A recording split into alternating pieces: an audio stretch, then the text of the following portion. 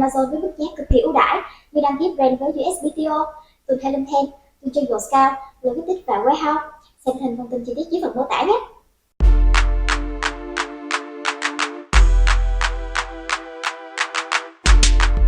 Today, we've got a couple veteran sellers. We're going to talk about a super wide range of topics, going from Amazon strategies to travel hacks to life hacks, NFTs, investing, and much more. How cool is that?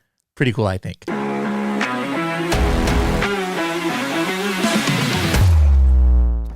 Want to enter in an Amazon keyword and then within seconds get up to thousands of potentially related keywords that you could research? Then you need Magnet by Helium 10. For more information, go to h10.me/magnet. Magnet works in most Amazon marketplaces, including USA, Mexico, Australia, Germany, UK, India, and much more. Hello, everybody, and welcome to another episode of the Serious Sellers Podcast by Helium 10. I am your host, Bradley Sutton, and this is the show that's completely BS-free, unscripted, and unrehearsed, organic conversation about serious strategies for serious sellers of any level in the e-commerce world. And we've got a couple people from the opposite side of the world in Australia here. And now, really quick, we had done tried to do some recording offline here, but you guys didn't get to see it. But I was asking them, when I found out that they're both from Australia, I was like, you know what, this Helium 10 jersey that I'm wearing, they might not know what sport it is. It's not something that's common out there. So now Chris's guess was American football. Now that was incorrect. And Regina's guess was baseball, I believe. And that was incorrect. So I've had another think. Okay. What's your other think now? My second guess is softball. Not softball. Nope. Okay. I used to be a softball player. I used to play softball in like a company league. So, Do you have another? All right. You have another guess? One more try before you tell us and put us out of our misery. I think it is ice hockey. You've got it. Ice hockey. Yes. I had long sleeve. There you go. Yep. The number on the sleeve. And then that's the hat I'm wearing is from the LA Kings. Yes. Okay. All right. I thought they wore helmets for ice hockey. They do, but the hat has the logo of the team. See, so what I do is I take like my favorite team from these different sports. I've got a basketball one, I've got a soccer one, I've got a American football one, I've got a baseball one. And then I take like their fonts and logos and I have a company like make a custom shirt and then I'll wear the hat of the original, team just so that, people know what's going on. All right. Isn't there a Kings team in Sydney or something? I don't know. I swear I thought there was some kind of team named Kings. Anyways, we're not here to talk sports. We're here to talk Amazon and things. And this is you both of your first time on this podcast. And so what I like to do first is just to kind of get to know you guys a little bit more. First of all, have we ever met in person at like an event? No. Or do we only know each other online? I'm not sure. Cellarfest, were you there? I don't know if I saw you at Cellarfest. I think that was the last time I was in Vegas in 2019. CellarCon or Cellarfest? Oh, sorry, CellarCon. Okay, so could be. I mean, if I met you 3 days ago, I'd forgot. My memory is so bad, I wouldn't have remembered. You could have said, "Oh yeah, well, we hung out." I've been like, "Yeah, there we go. Yeah, sure." Okay. Oh yeah, I remember that nightclub we went to. Remember that party? Oh my goodness, yeah. You promised me $1,000. Oh, well, yeah. Whoops. Anyways, all right. So let's just, I like doing these just as if we met, ran into each other, at one of these socials, at one of the events, but which, by the way, I suggest to everybody to do. It's really great to network when you go to these events. Don't just stay in your shell. So Chris, let's start with you. What's your background? Are you born and raised in Melbourne over there, or yeah, where are you from? I spent a bit of time in the UK, but that's not important. So I started the e-commerce journey actually back in 2001. So I launched my first brand on Google at the time for a product that I'd invented because I'd gone traveling and I couldn't sleep during the day. So I invented a sleep mask that blocks sound as well as light. And I also used to work night shift as well. So I commercialized that product in 2001 and then ran a successful Kickstarter campaign back in 2013 just to sort of upgrade the product. Raised just over $100,000, $110,000, and then jumped on Amazon. Hold on, from those two times, was that like? I mean, was this just like a side hustle? I mean, that's 12-year gap right there, or was this like your main income, or what? No, it was a side hustle. So it was generating, probably about $50,000 or $60,000 a year, and I had a full-time job as well, working as a search marketing expert. I ran an agency for a few years, but so then jumped on Amazon in 2015. I managed to lose $45,000 in 45 minutes with a coupon code that went onto the coupons of the product page. So that was pretty bad. That almost finished me. But crawled back, and then I've ultimately sold that business in 2020. And had a nice little exit from that. And since then, I've started an agency here in Australia, and I'm helping probably about a dozen brands, most of which are Australian, to sell internationally on Amazon all around the world, wherever there's a marketplace. Now, is that enough to scratch that itch? Once you get in the game, and I think it's hard to pull away. Even if you exit your company, I've never exited, Amazon brand, but I mean, I just can't even. I mean, I just know when I go on vacation, I got to still be checking. Even though I know I have people, back, checking on stuff, I still got to check what's going on and check the market and stuff. But what about you? You don't have that itch anymore, or is it enough to get it out of your system by helping other brands? It's a bit of both. I still sell on Amazon as well. I have a partnership with my brother. Okay. We do a bit of stuff in the UK. We do a bit of stuff in the US. We do a little bit of stuff here in Australia. So, I've still got my hand in personally, but I'm also really enjoying helping, other brands to succeed. It's really fun. Now, the brand you exited, where was the primary marketplace for that? It was the US, but it was also all around Europe as well. So I didn't really sell in Australia at that time because it was Australia's really just sort of getting going. I don't know if we want to talk about Australia today, but it was the US where most of the sales were. A couple of German boys bought the business in the end, and they've actually taken it to the next level. They're doing really well, so I'm really proud of them. That's another thing I was going to say. The people I talk to, especially when you grow your own brand, even when you exit, the ones I've talked to, they still want to, they don't want it to be run into the ground. They want to check into it to make sure it's still going. That's my legacy. Okay, cool. Now, what about you, Regina? Where does your journey start? Oh, look, I was born at a very early age. Okay, I see where we're going today. I was actually born in Kiev in the Ukraine, refugees, typical refugee story, traveled a bit. And then I got into Amazon in 2015. I was at that stage full-time running a retail fashion business and a solo mum. And so I jumped onto Amazon as a side hustle because I knew I wanted to be online because, retail sucks. Also USA, I'm assuming? I started in USA. Yep. There was no Amazon. This was 2015. There was no Amazon Australia back then. It took me 14 months for my brand, which was a side hustle, to hit its first $1 million. So I was like, oh, yeah, this is good stuff. So I got out of retail and pretty much been online ever since. I've been, helping sellers as a coach, and then more recently, I'm actually Australia's representative for Fortunet.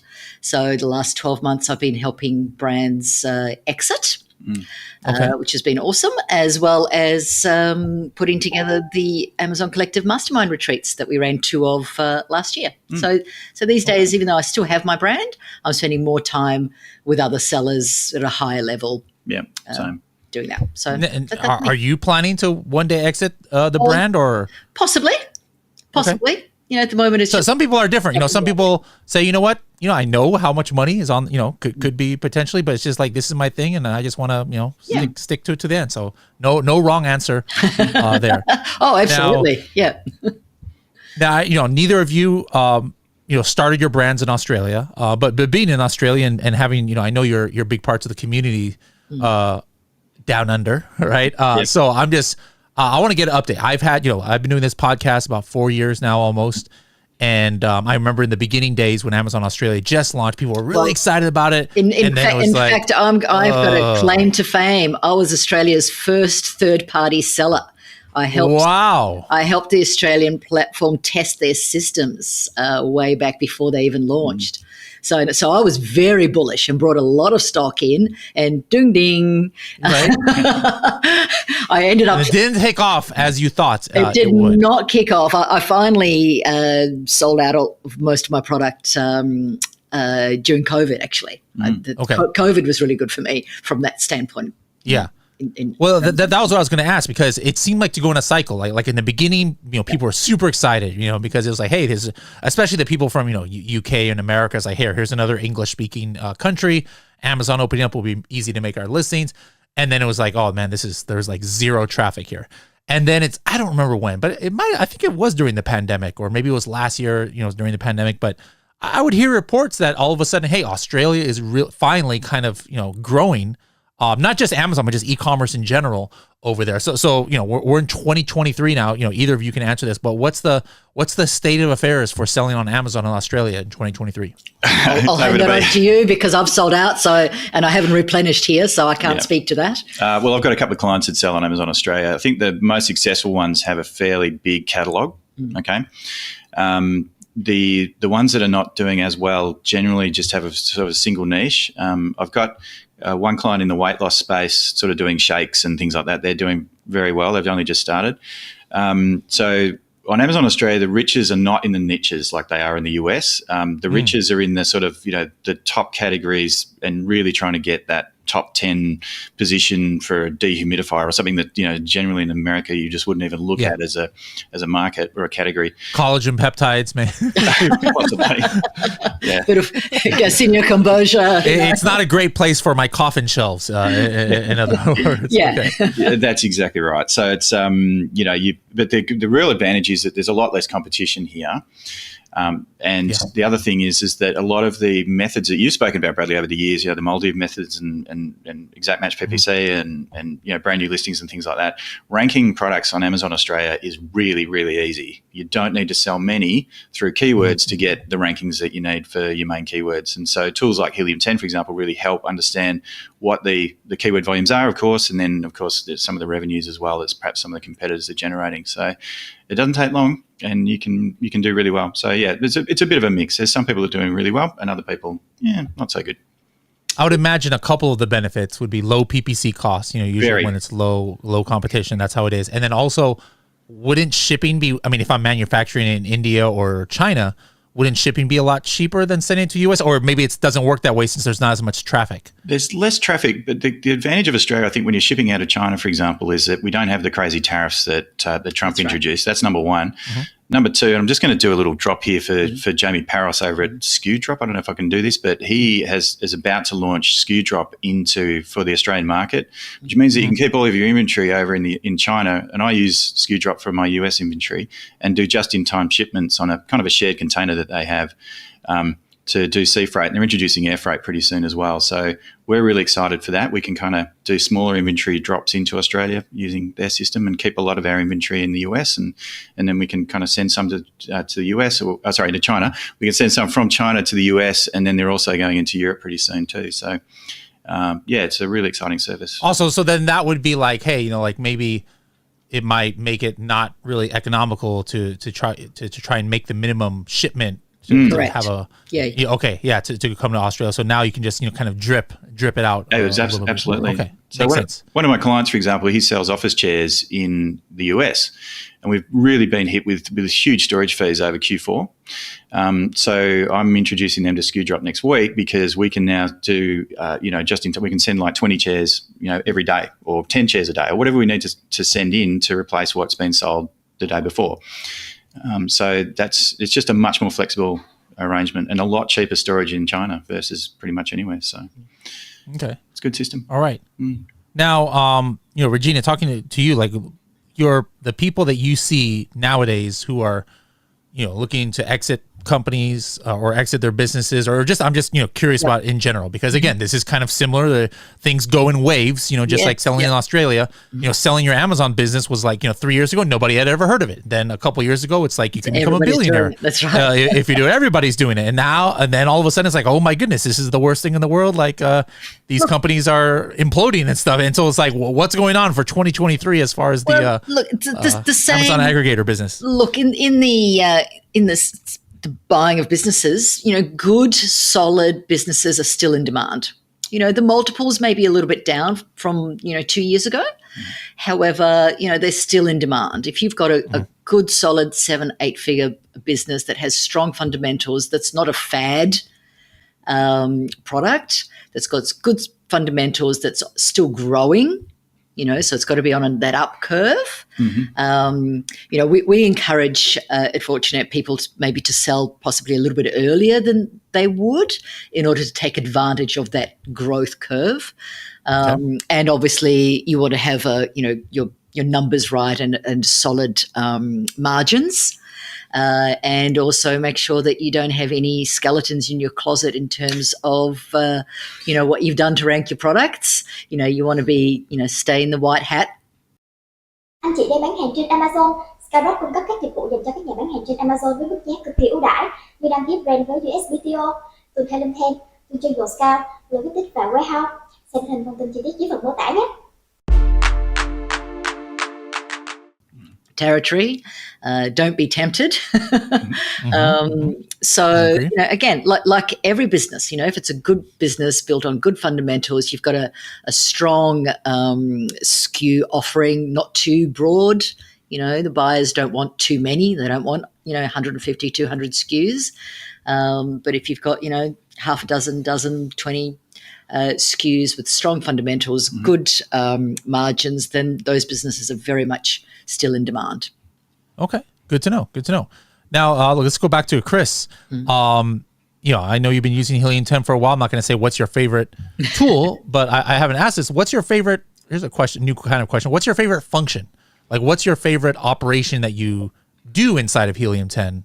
For your clients' businesses, or back when you were doing it, that you'd like to share? Sure. Well, probably the biggest tool that I use the most would be X-ray, of course. And then there's, and I will answer your question in a second. When I'm doing product research, I actually really like to use Magnet. I like to look at the imbalance between supply and demand around keywords. So if there's a lot of people looking for something and not very many sellers who are selling it, and using the Magnet IQ score, which is similar to the Cerebro IQ score, but also how many people are optimizing for that keyword in their titles. So I use a few of those filters to try and work out where is the imbalance. But the other tool that I use probably the most would be Cerebro. And so I use a competitor performance score to do the filter to come up with a master keyword list. I really love that new, well, it's not that new, but it is a great feature of Helium 10.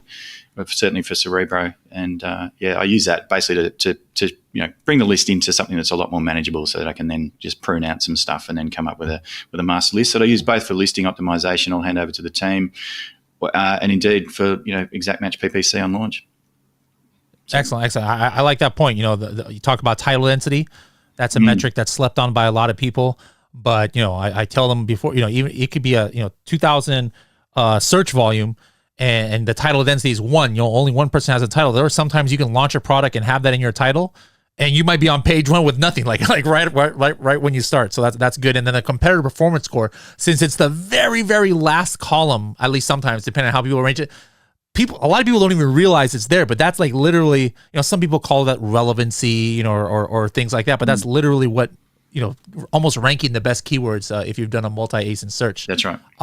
What about you, Regina? You've been selling on Amazon now 7 years. Yes. Now, at what point, was it a certain, like sales figure you hit, or at what point were you like, I can't do this on my own anymore. I need to like make my first hire or get my first virtual assistant or something. No, it's got to do with what I call it, my business ADHD. I get bored. So, so it was when it was like TikToking along, and I didn't have to be creative with it so much anymore. I sort of stepped away to create other things. So for me, okay. And then, so what? How did you? I mean, you didn't just, I'm not going to monitor anything. Like, I'm assuming, did you hire somebody? I've got a VA. Yeah, I've got a VA. Okay, so not locally, you hired somebody remote. Then. Yeah. Okay. How did you train them? Just the usual. Have them live on Zoom calls. I did some, Loom videos of how I do stuff. Just usual. Okay. Usual stuff. Well, I mean, usual to you. There's a lot of people out there who are like, they're like, I don't know, like, how do I trust somebody that I don't, that's not in my office with me? It's kind of, I think nowadays we're all more used to remote, workers, and I have coworkers here at Helium 10 I've never met, in person. But in those days, that wasn't, that's not something normal that you would do. I use Loom videos a lot. I use Loom video a lot, to show process and then send them across. Yeah. I like that. So guys, it's not, there's no right or wrong answer, whatever she said. Some people from day one, they want help. Maybe she could have handled it all time-wise, but just like she said, there's some of us who get bored really easily. And then if you get bored really easily, you're going to neglect your business because you're like, I don't have time. I'm not motivated to do that today. But that's another great case of when it's important to have help. So I hope you guys are doing that out there. Now let's we'll talk some more strategies in a little bit. But you talked about events that you guys have done, and we talked about this at the outset. I think it's so important to go to events, not just to learn strategies and things, which you always do from presentations and things, but just the networking. I've said this story about 15 times, but I owe my entire Amazon career to just on a whim, before I was really even in the industry, going to paying to go to a conference and sleeping in my car because I didn't have enough money to get a hotel, and it changed my whole trajectory because it opened my eyes up to what Amazon was, and people I network with at that event, to this day are still in my network, and so I think it's really important. So talk to me about why you guys, what motivated you to start doing this, and then what you guys have in store this year.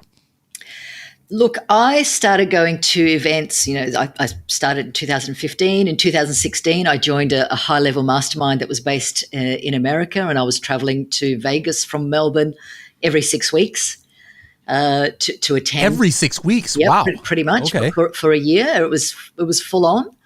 And when that mastermind finished, I sort of continued. I was at the very first Helium-10 Illuminati event in Mexico. Wow. That was even before my time. That was before, with Manny and Kevin, and that's where I met Norm and met Guy and a lot of people there. So I've spent a lot of time, money, and energy going to events for that reason. As you said, it's not just the information, but the people you meet. And the people I met at those events, I'm able to pick up phone now, 5-6 years later, and say, hey, come to my event. And they are, there's a speaker that we haven't announced yet who's coming, who I actually met at that Illuminati event. And now you see why we changed the name to Helium-10 Elite. Exactly, that's right, at that event.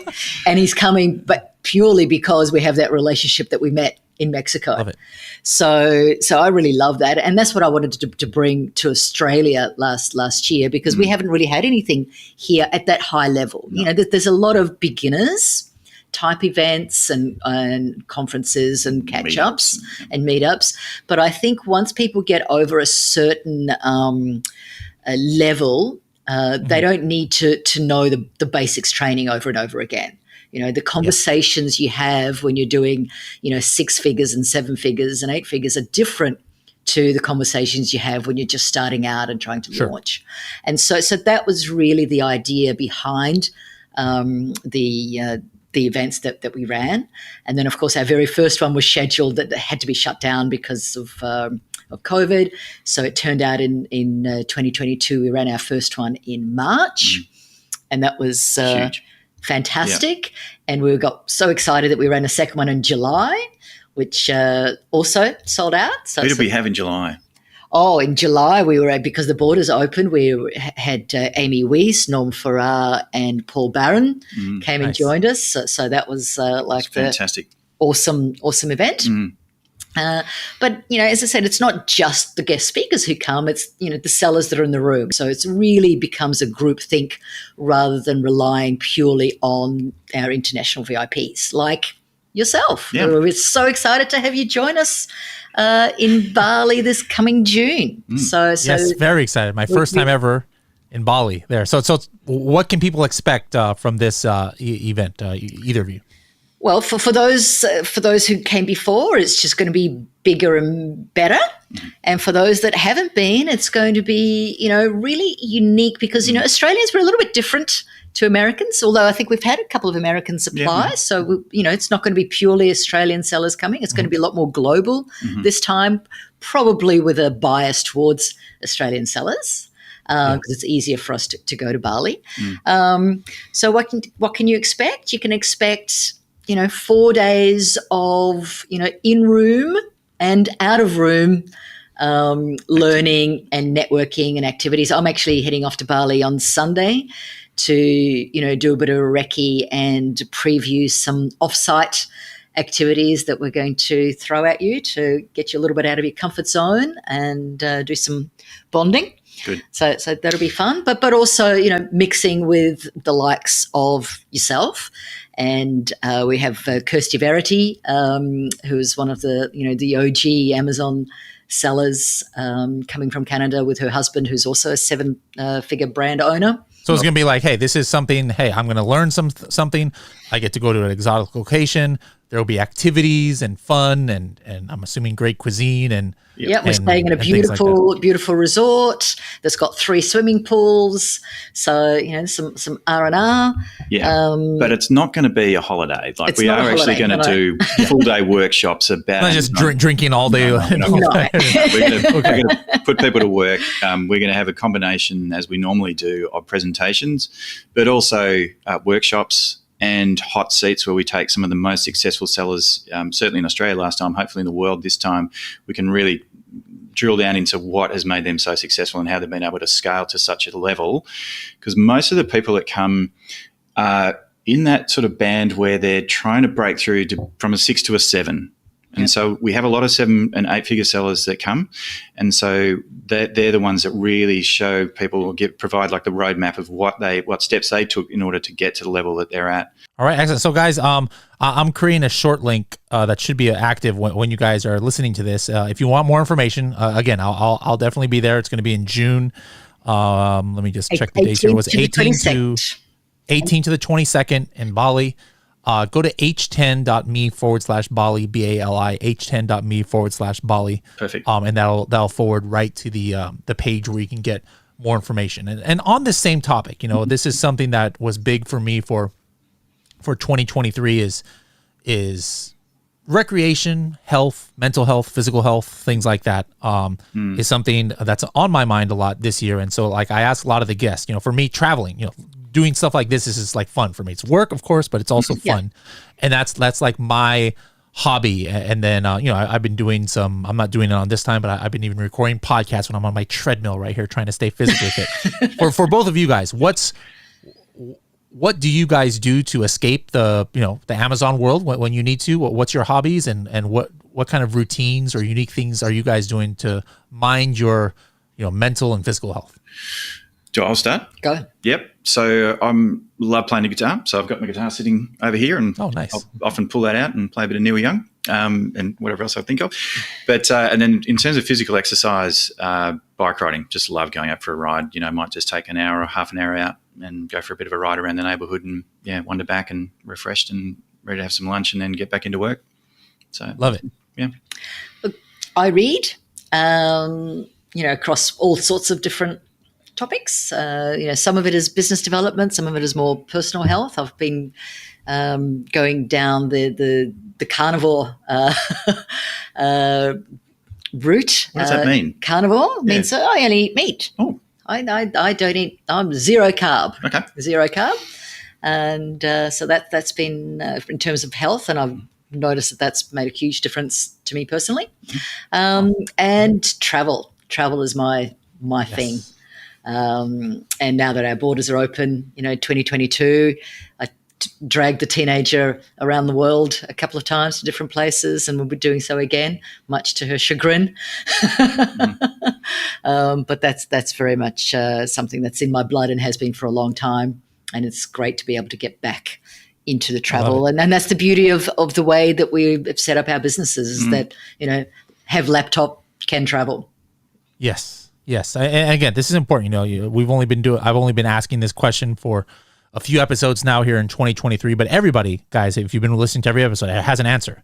You know, and it's important. The problem is, I know not all of you guys, if I ask every single one of you listeners, would not have an answer. You're like, no, I just stay in my house, you know, all day long and work. And that was me for a while, and it got me in a bad place. And now I'm like, okay, I can't keep doing this. I got to make sure I have hobbies and you know, things to de-stress. And so it's important as entrepreneurs, we have this in mind. Now, back to just, you know, strategies and things like that. You know, Chris, maybe you can talk about 2 things that have been working great for your clients and 2 things that are not working. Either like maybe when you took over an account and you're like, what? You were doing what? Like, no. And then a couple things that maybe you did to kind of right the ship, or something, or something that you think is unique, not just, I optimized my listings and you know, made sure I had low ACoS. You know, give us something a little bit more insightful Okay, so probably one of the things that I've been testing lately to turn things around for some brands. So I do inherit brands where the listings have been a little bit dormant. They're pretty old. They're very stale. Trying to turn those guys around can be really difficult. Not so hard in Australia, but certainly in the US, it's been a real challenge on some accounts. But what I'm doing at the moment is I've got a VA who's doing posts on behalf of several of our clients, so Amazon posts. Amazon posts, all right. That's right. So we're building up the follower lists of the brand, and then we're utilizing Amazon's new brand. What's it? I've forgotten the name. It's where you can contact the followers using an email, a templated email that Amazon offers. Oh, I know what you're talking about. Yes, yes. I forgot what it's called too, but I know exactly what you're talking about. Brand engagement, I think it is, or customer engagement. I think it's in there under the customer brand. Engagement. I think that's what it is. Yep. And so what we've been doing is starting to send those templated emails out to existing customers that are following the brand to notify them of new launches, of discounts on products, stuff like that. So we're starting to see quite a bit of traction with that as both a launch mechanism, but also a way to try and revive existing products that are perhaps a little stale. What about nowadays, Regina? What about you? I can't answer that question because I'm so not in my brand. It doesn't have to be about the Amazon ins and outs. We talk about all kinds of strategies here. Talk about travel. How did you travel with a teenager around the world and not have them go crazy? That's a strategy in itself. I tell you what I found. The first trip we went last year in June, I took her for a month in Indonesia, and we went to Indonesian Borneo, Kalimantan. And for any of you who's listener who's got a teenager, try this exercise. So what I did was I purposefully booked areas and trips where there was no Wi-Fi for days at a time. And I booked resorts where there was not. I don't know if I would survive doing that. Well, I got to say, it was great for both of us. I got to read more. But what I found was after 3 days with no Wi-Fi, the teenager was a completely different person. Detox. Wow. The detox, and it was something that we know in our gut it to be true. But I was able to actually test it and prove that it was the case 3 times. 3 times in a month we were off Wi-Fi for between 2 and 3 days, and as a completely different person, all of a sudden became more engaged with the world, with the environment, more interested. And then we'd get to a hotel, back on the Wi-Fi within an hour, back to teenage, surly teenage things. Yeah, right? yeah. So, I'm really encouraged that. And then we went to the UK and we did a lot of driving. Wait, hold on. I'm like so enthralled by that. I'm just like my head is spinning. How do you even find a place these days that don't? Well, that's why when I decided I wanted to go to Borneo, I went to Indonesian Borneo, not Malaysian Borneo, because it's so not. It's just in the places we went on boats up rivers where there was just no Wi-Fi connection. There was just not. And then we went to an island off Bali, where again the resort that we were at just didn't have Wi-Fi connection. Did it just happen, or you were like? Oh no! I planned it on purpose. No. Oh, okay. I was looking for places. I mean, it was. So you would call them and say, "Hey, I'm just making sure you guys don't have Wi-Fi here." Yeah, pretty much. Pretty much. Wow. Now that you're saying this, I'm just like, I cannot remember I've gone times where I've been on a 16-hour flight, or actually, never mind, 16-hour flights. I still bought Wi-Fi at the flight. Well, yeah, they have Wi-Fi. I'm trying to think, have I gone 24 hours without, internet? Like, I'm not sure I have. Like in the last. Oh, look, 4 years your brain, like there's something that happens. Your brain all of a sudden, it just sort of slows. And it was the first time in probably 2 or 3 years that I was actually able to read a book cover to cover. I hadn't read a book from start to finish in a couple of day period. I haven't done that. I'd read a lot, but I've got like dozens of books where I've, read the first couple of chapters and then I put it down and I find another one because, we're just so all over the place, our focus. And in fact, what was the name of the book that I read? It was the book that I read was called Stolen Focus, and I highly, highly recommend it. So yeah, interesting. Give yourself a detox, and if you've got teenagers, give yourself a detox. And so when we came back, one of the things that I've implemented in our house is now every Sunday is now a Wi-Fi free day in our house. It's Wi-Fi screen free day, and so we've been going out and doing stuff, and it's it's great for both of us. So there you go. Run it as an experiment I love it. and see. Life hacks there. See, Life I told you, the show is not just about Amazon stretch. I mean, obviously that's the main focus of the show, but life hacks are when you're able important to as well. decompress, then you're able to be more present in your business, right? Exactly. Very true. What about you, Chris? I mean, life hacks, Amazon hacks, anything? Well, look, earlier on we were talking about SOPs effectively with Loom videos and things like that. When I sold my business in 2020, and I'm doing it currently with my current business, I use Google Sites. So if you go to sites.google.com, you can build a free website in there, and you can make it private as well. You can kind of stop people looking at it, or you can share it with people. But it enables you to create all the SOPs that you need for your business. So every time I do something new in my business, I'll shoot a Loom video demonstrating what I'm doing, and then upload that Loom video into the Google Sites sort of website for the business, and then you can transcribe. There's a lot of AI stuff out there that'll, like Otter.ai, etc., that will transcribe what you've said in the video, and so you'll have both a video of an SOP, but also an actual sheet, a document. So that's really useful, and that actually added a lot of tens of thousands of dollars of value to the business that I sold in 2020 because the new owners, the two German guys I spoke about earlier, just had a turnkey. How do I do this? How do I do that? And everything was there. Beautiful.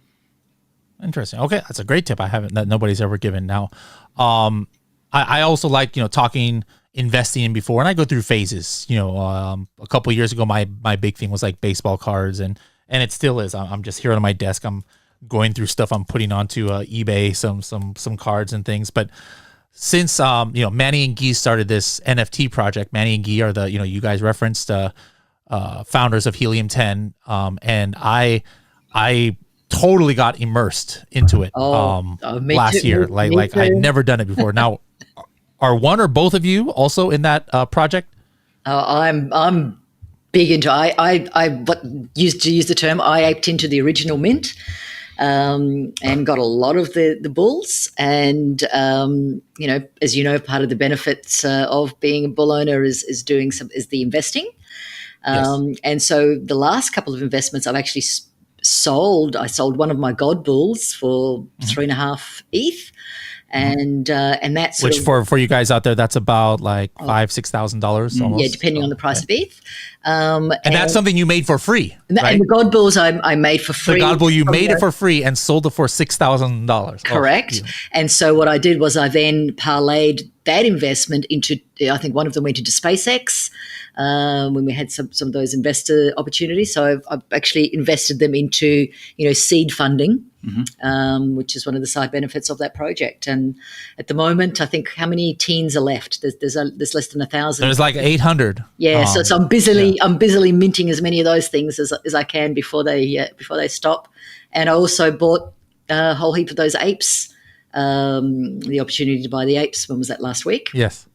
So guys, this is something that's, I'm going to try and bring somebody else on, and we'll just have a podcast just about this, because I do think NFT world, now that I'm into it, has some tie-ins to the Amazon world potentially. Maybe not completely now. Yeah, I was in the NFTs before. I've been playing in the crypto. Oh, okay. This is my first. Oh, okay. Well, no, this definitely wasn't my first. But when I saw what Manny was doing, I could recognize it for what it was as an amazing opportunity, and that's why I really put a lot of funds behind it, because I'd already been playing in NFTs for about 6 months, and I'd made some money, lost some money, but I knew what I was looking at. It wasn't just because of brand new, because I knew Manny and Guy, that it wasn't just based on that. It was based on for me it was I was like, hey, these guys have the Midas touch, so like if they say this is good, I'm just gonna go for it. Well, for me it was both. It was because I knew them, but also because I'd already been in the NFT space, and I could see what they were doing and what they were offering was so different to everything else that was around. It wasn't. Guys, if you want to have more information on their project, go to bullsandapesproject.com and get all the alpha there. I'm like using their lingo. Like there's lingo that you learn you never knew. Did you? Anyways, did you get some of the apes, Bradley? Yeah, I only got 13 of the apes. Unfortunately, I didn't have enough funds. I'm too heavily invested in the bulls. Oh, okay. But I've made some good. Like I sold a regular OG bull. Yeah. That, people thought I was crazy. Like 3 months ago when the bulls were only like about 0.3, 0.4 ETH, like $400 or $500. Yeah. I paid 2 ETH for one. Oh, okay. Was it highly, one of the higher rankings. Yep. Yep. And I just sold it for 6 ETH. Amazing. What was the rank? Very rare bull. What was the rank on it? Do you remember? It wasn't that high of a rank. It was like top 100. Okay. But it had a gold cowboy hat, which is only 2 out of the 10,000. Gotcha. And there was a collector of that, and sure enough, paid me 6 ETH. That's amazing. Like, over $6,000, $7,000, $8,000. So guys, this can be for me. It's twofold. Going back to again the recreation thing. It's fun. Yeah. It's like a game almost, and it is a game, and it's exciting and gets my mind off of things, and also it's for investment. Now, Chris, just to bring it back to home for you here. What do you think is going to be important for Amazon sellers in 2023? Every year something big changes. Like last year, I think people had to really pivot because of inventory. A few years ago is reviews. What are you focusing on with your clients for 2023 to like make sure they stay competitive? Because sometimes you hear out there some people say, "Oh my goodness, it's going to be impossible to sell on Amazon anymore because all the Chinese factories are just going direct and it's impossible to compete with them, blah, blah." And they just don't understand that. No, there's definitely ways to stay competitive. So how are you keeping your clients competitive? Such a good question. It's for just my own personal experience is really just planning, particularly around launches and things like that, and really trying to make sure that you get your listings done properly. It's just really going back to basics and just doing the fundamentals right. I think people are there's a lot of people that are sort of talking about TikTok and all that sort of stuff, and that's great. And I get it that people are succeeding with those sort of strategies, but I think there's a lot that you can be doing on Amazon with all the different tools that I spoke about earlier with the customer engagement sort of tools and things like that. Amazon's helping brands to really expand on their platform and get a lot more reach on the platform. But yeah, honestly, I think it's just getting the basics right, keeping across all the new things that Amazon's releasing, all the tools that, the new features that, for example, at Helium 10 are releasing, just really staying across what, the basics of your accounts and your products, honestly. Excellent. Now, guys, again, if you want to hang out with us to talk bulls and apes or talk about Amazon or talk about travel, whatever, and have some fun and learn some things and network, go to h10.me/Bali, h10.me/Bali. But other than that, if people just want to reach out to either of you, Regina, how can they find you on the interwebs out there? Look, the easiest way to find me is I live on Facebook Messenger. I'm the only Regina Peterbergsky there is. So you can, find me on Facebook and hit me up on Messenger. That's the easiest way. You can join my Facebook group, The Australian Seller, on Facebook, and you can message me through there. Or indeed, you can just reach me via email, chris@christhomas.com.au. Chris and Regina, I look forward to seeing you guys in person in my first ever trip to Bali, and we'll see everybody later.